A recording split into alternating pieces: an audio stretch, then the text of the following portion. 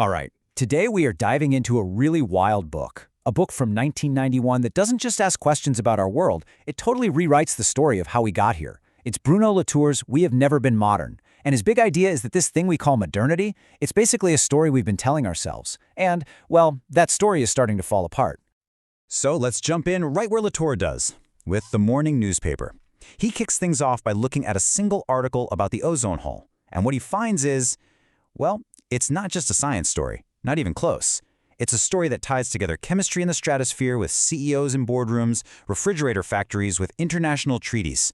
It's a complete and utter tangle. And you know what? The ozone hole isn't some weird exception. Our world is absolutely jam-packed with these messy things that just refuse to stay in one lane. Latour has a name for them: hybrids, or imbrigoyos. These incredible knots that weave together science and politics, nature and culture. I mean, think about it. The AIDS virus isn't just biology, right? It's society, it's politics, it's about our personal lives all tangled up. These things are literally everywhere you look. And that, right there, is the central puzzle. We are swimming in a world of these hybrids, but we all operate under this powerful, unwritten rule that the world of nature and science over here and the world of politics and society over there have to be kept completely separate. So how is that possible? How can we live one way but think a totally different way? To figure that out, we have to look at what Latour calls our modern constitution. Okay, Section 1, The Great Divide. This is the official rulebook for being modern. It's the set of ideas that organizes our whole reality, and its number one most important rule is to make a clean, absolute split between two things. Latour calls this the work of purification. It's this never-ending job of creating two totally pure zones. So on one side, you have nature. This is the realm of cold, hard, objective facts and universal laws that science goes out and discovers. It's the world of things, of non-humans. And then on the other side, you have society. This is the world of politics, of human free will, of power dynamics, all stuff that we construct. The modern project is all about keeping these two worlds from ever touching. And this whole idea didn't just pop up out of nowhere. Latour traces it all the way back to the 17th century, to these big debates between guys like Robert Boyle, the scientist with his lab experiments, and Thomas Hobbes, the political thinker. You could say they basically drafted a constitution for reality. It gave science the job of representing all the non-human things, and it gave politics the job of representing all the citizens, with one giant condition. The two sides had to promise never to mix. But here's where it gets really interesting. While that whole official story of separation was being shouted from the rooftops, something else, something totally different, was happening behind the scenes. And this secret work, it was the real engine that was building the modern world. Latour calls this secret work translation. And this is the engine room of modernity. It's the messy, non-stop, real-world job of weaving together little bits of nature and culture and technology and politics to create those very same hybrids the Constitution says can't possibly exist. Just think about a simple aerosol can. We see it as just a can, but it's not.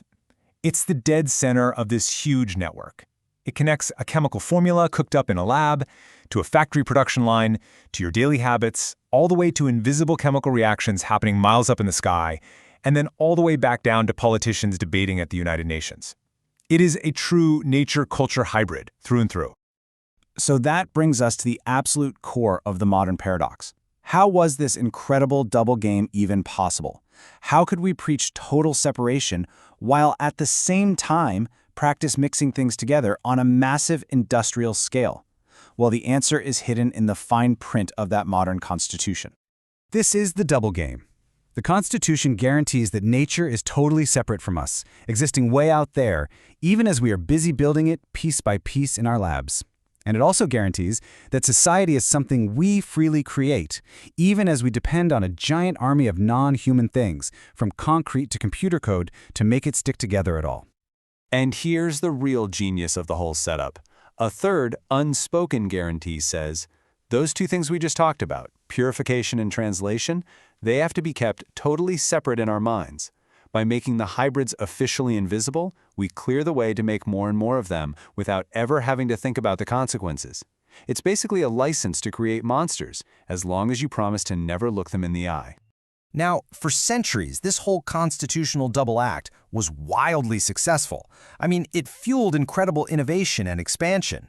But, and this is the big but, Latour says we've become victims of our own success. The sheer number and scale of the hybrids we've created has started to overload the whole system. You see, all that secret work we were doing, it's created things that are just too big to ignore now. All of a sudden, it feels like pretty much all of our biggest problems, from climate change to global pandemics, are these massive hybrids that just refuse to stay in their neat little boxes. The quiet work that was happening backstage has burst right out onto the main stage for everyone to see. I mean, you can't just call global warming a nature problem anymore. A pandemic isn't just a social problem, and AI is definitely not just a technology problem. No, they are all nature culture monsters. They spill over every single boundary we've so carefully drawn, and they force us to face a very uncomfortable fact.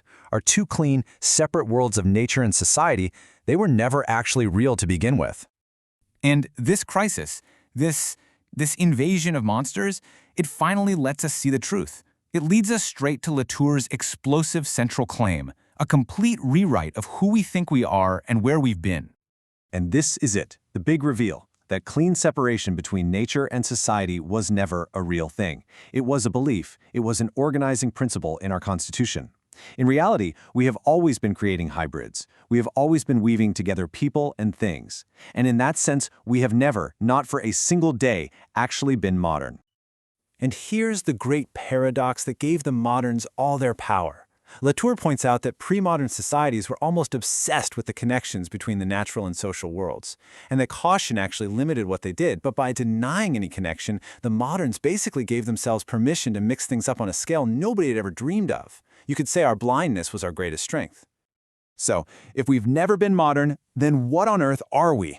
The story that organized our world for the last few hundred years is broken.